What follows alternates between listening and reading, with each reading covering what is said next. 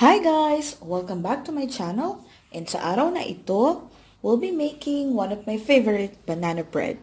So, ipapakita ko muna sa inyo ang mga ingredients na kinakailangan para sa banana bread. So, first, we have 4 bananas, hinog na banana. Guys, very important. Mas maganda nga yung medyo mapangit-pangit na ganyan na maitim na yung balat niya kasi mas masarap siya for banana bread, lasang-lasa. So kailangan din natin ng baking powder, vanilla extract,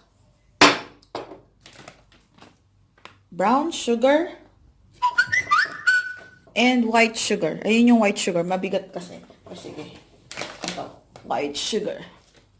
Also, kailangan din natin ng all-purpose flour, 4 na eggs, and vegetable oil. Or you can also use canola oil.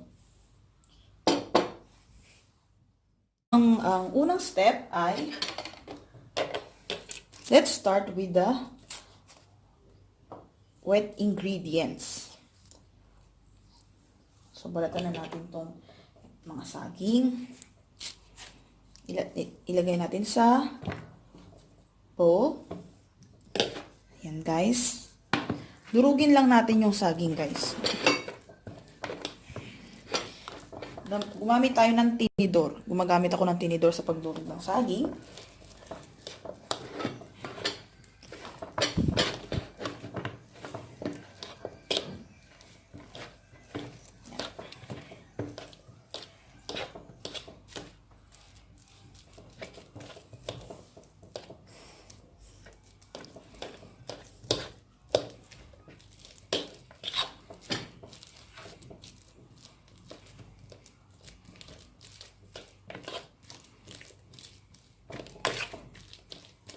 Siguraduhin lang natin na decent naman yung pagmamash. Although, kung ako, I preferred na medyo may chunks. Para pag kinakagat nyo naman yung banana bread nyo, meron kayong nangunguya.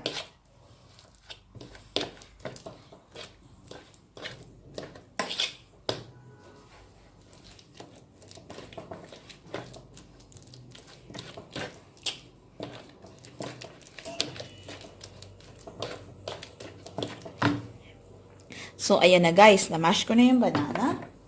So, now,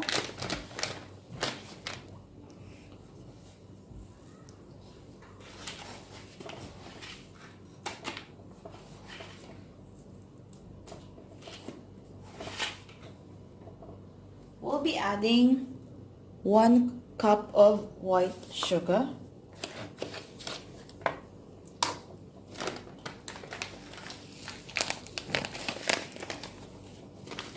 And as I mentioned, I want combination of white and brown.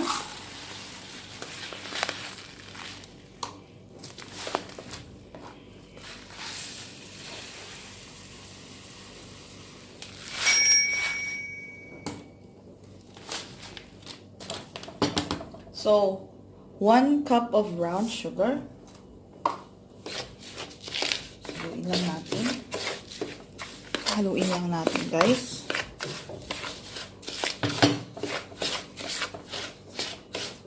And then, yung eggs natin, before natin i-add sa mixture, i-beat na natin.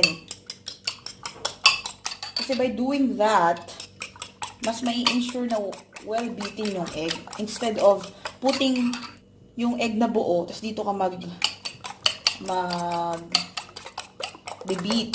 Ma-overbeat din yung mixture ng banana. Then, hindi na siya masyadong chunky. So, ayan. I-beat lang natin yung egg ng mabuti. After that, pwede na natin siyang isama dyan.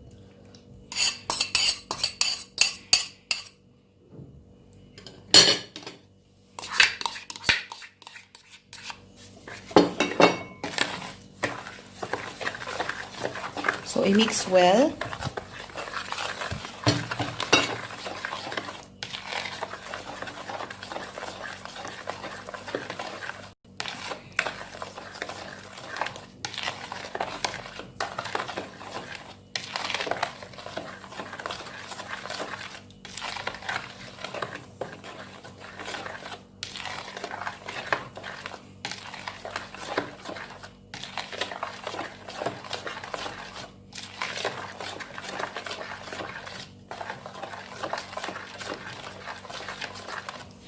Ang bango. Ang bango, guys.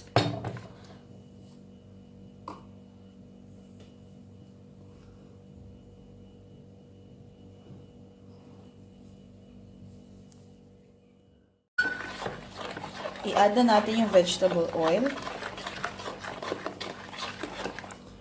Half a cup.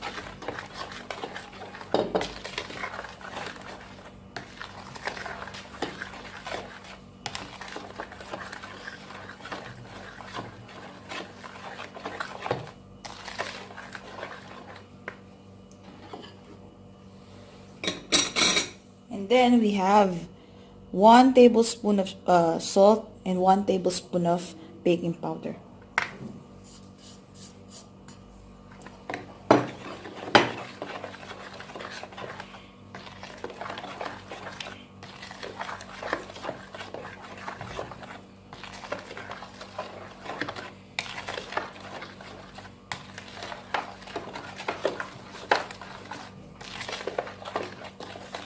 Siguraduhin natin na dissolve yung sugar.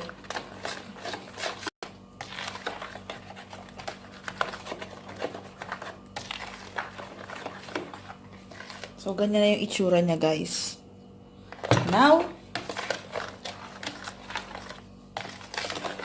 haluin ko pa siya ng konti. Just to be sure na well combined and dissolve yung sugar. And yung mixture is well combined. So, wala na akong masyadong naririnig na parang buo-buo na sugar. So, I'll go on.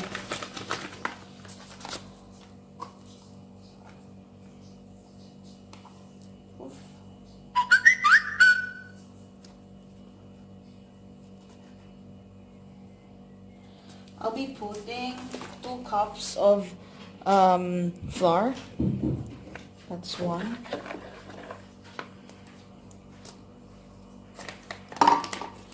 And 1 more cup.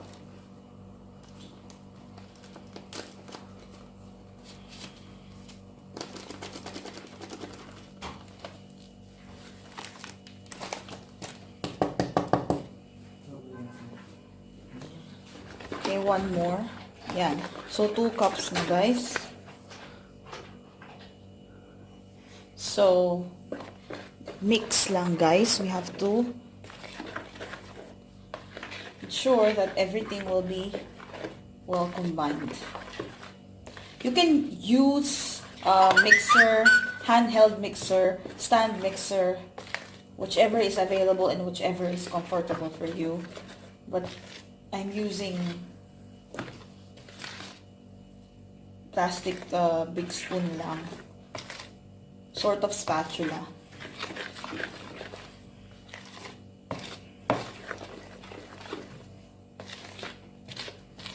Ang bango.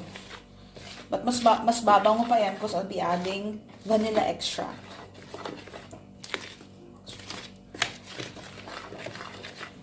But wala na tayong makitang puti-puti.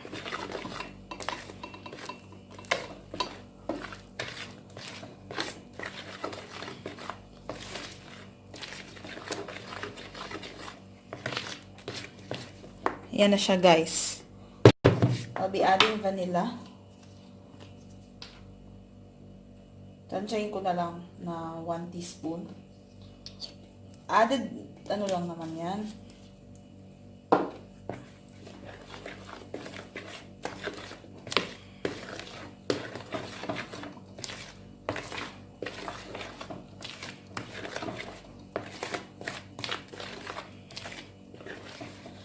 Yan, guys. Well combined na siya. Ganyan yung consistency niya.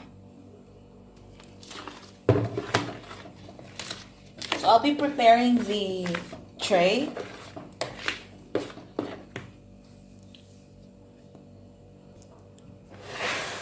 So, set aside lang natin yung mixture.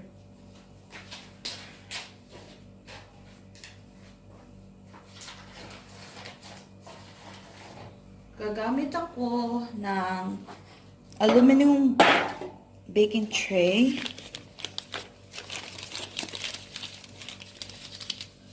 I-grease ko lang siya ng butter.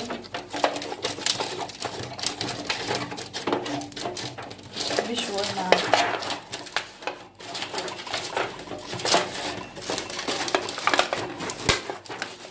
hindi mag-stick. Just to be sure na hindi mag-stick yung ating banana bread. Try.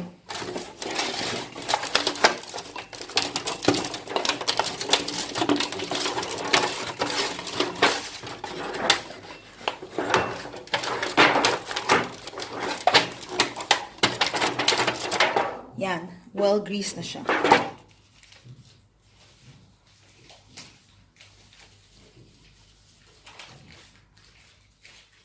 Now na well greased na yung ating tray, ilagay natin yung ating mixture.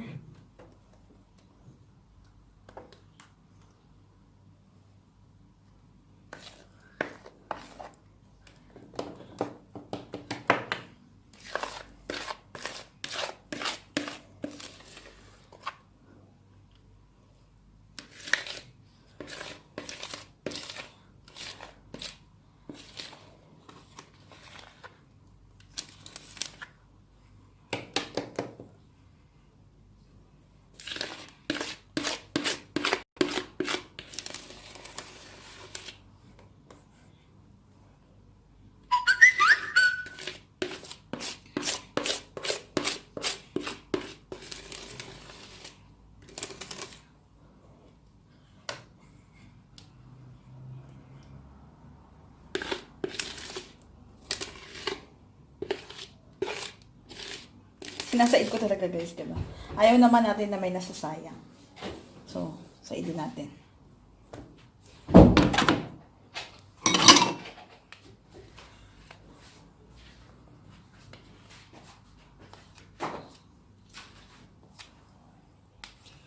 Yan.